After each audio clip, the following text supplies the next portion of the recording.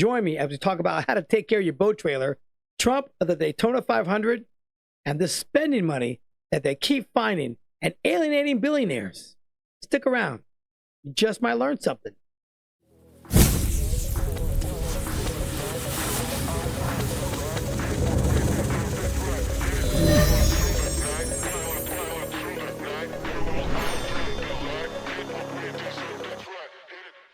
Welcome to the Eric T Conversation. I'm Eric T. So a little advice for anybody who has a boat out there. Now, I've had a boat for many years. I live on the Space Coast. I live right by the ocean on the Indian rivers. So I've been in the water pretty much my entire life. But I bought a new boat about 5 years ago, and I put it in a dry dock storage. So basically, when I need it, I call them up, what time I'm going to come. They take it out on a forklift and drop it in the water for me. So over the years, I've kept my trailer stored in another storage gate. And I haven't used it in a while. So about 9 months ago, I had to do repairs on my boat. So I had to pull it out of the water. And my boat's 23 foot. And I got a 2-axle trailer. So I go grab the trailer and I start pulling it out. And one of the wheels, and I just start seeing smoke behind it. And it means one of the wheels wasn't moving. So I'm like, okay, great. What's going on? So I take it out, look at the caliper. The caliper is completely rusted and it's frozen. So I put a new caliper on it, get the trailer working, use it back and forth for about 2 weeks, put the boat back in the water, park the trailer again. And you know what? And I thought to myself, I got to spray some WD-40 all over everything because I don't want to have the same situation happen. But you think about it, then you don't do it. So about 8 months goes by, and I had to go get the trailer again last week. And I go grab the trailer, and now 3 wheels aren't moving. So I'm like, great. So I go back there, take the wheels off, and I got to replace all 3 calipers because they're completely locked and frozen. And I live in brackish water, which is salt water here in the Indian River. And I do hose it off very well. I spray it down, but I wasn't really taking good care of it like you should. And I wasn't putting oil on it. So that's what I've been working on the last day or so, is just kind of pulling out springs, putting new springs on there, and kind of revamping the whole trailer. It's aluminum, so it doesn't rust, but all the mechanisms that work on it are terrible. So word to the wise, if you got a trailer, after you hose it off, make you spray it down with some WD-40, which is called water displacement on the 40th try. Put some of that all over your brake calipers and on your springs, and you won't have any problems with it flaking off and rusting. Anyway, that's my observation of the day. Now for conversation. So the big stuff we got going on is still Doge, and the left is still up in arms, which is funny to me. I'm like, I want to know, make a comment. Do you believe these protests are legit protests, or are they paid actors? Because I find it very odd that all of a sudden everybody's upset that they're finding government waste. And I get it. People don't understand, the left is making everybody think they can't trust Elon Musk. I mean, people understand he has a high top security clearance. He launches rockets for NASA. So I think if the government can trust him to launch top secret satellites into outer space, I think the government can trust him to go through our books and make sure we're not spending a bunch of wasteful money. I mean, they just found the other day $2.7 trillion that we sent over for Medicare and Medicaid to other countries it was unauthorized. So that's 8% of our deficit was sent overseas that was completely unauthorized. $2.7 trillion. That's a lot of money. And I know everybody's hooting and hollering and saying, well, Trump, now he went to the Super Bowl last weekend, all that money they spent for security. Now today he's at the, Daytona 500 on Sunday. I'm like, who cares?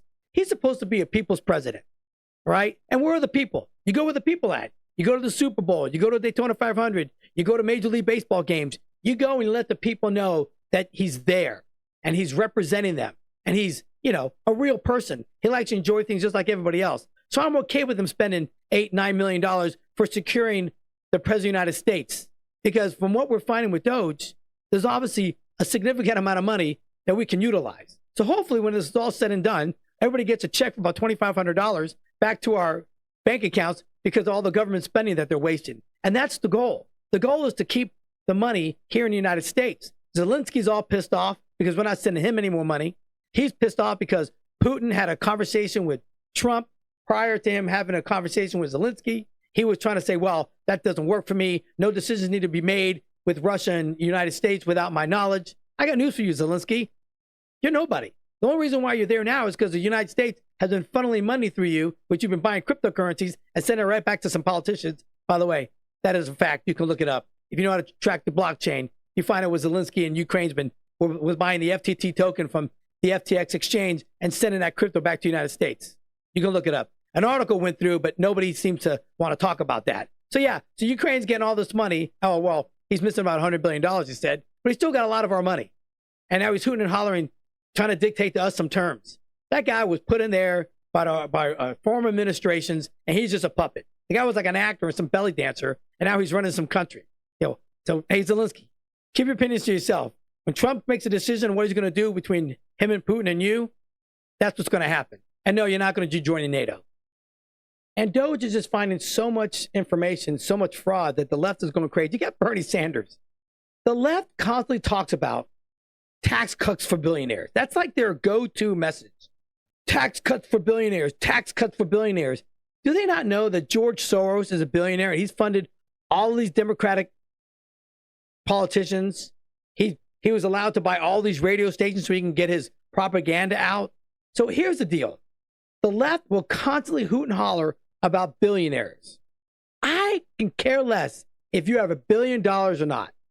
If you're a self-made guy, good for you. That's like the American dream. Elon Musk is the American dream. Jeff Bezos, the American dream. Listen, Bill Gates is kind of like out there now, and nobody really likes him. He's like the evil doer, but he came from nothing, and he created Microsoft, and he became a billionaire. So Mark Zuckerberg was a college student, like his junior year or sophomore year in college, left Harvard, and now a billionaire.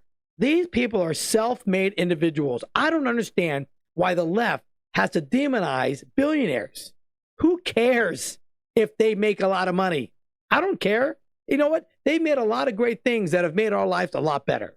So we should start embracing billionaires and start demonizing them like the left does. That's their go-to. Bernie Sanders, that is his go-to message. By the way, Bernie Sanders has never had a job, ever. He's never had a job doing anything. Maybe he's written a book or two, but he's never had a regular job. He's never clocked in.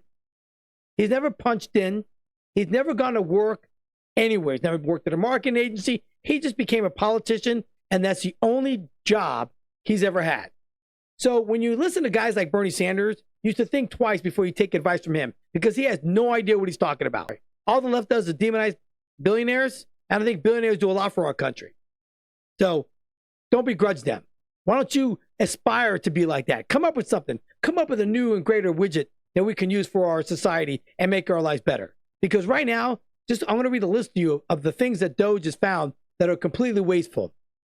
So they got $9.7 million for UC Berkeley to develop a cohort of Cambodian youth with enterprise-driven skills.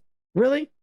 $32 million to the Prague Civil Society Center, $486 million to the Consortium for Elections and Political Process Strengthening, including $22 million for inclusive and participatory political process in Moldova, and $21 million for voter turnout in India. These are just some of the things that they're wasting, and I get it. Everybody's like, oh, how do we know that's waste?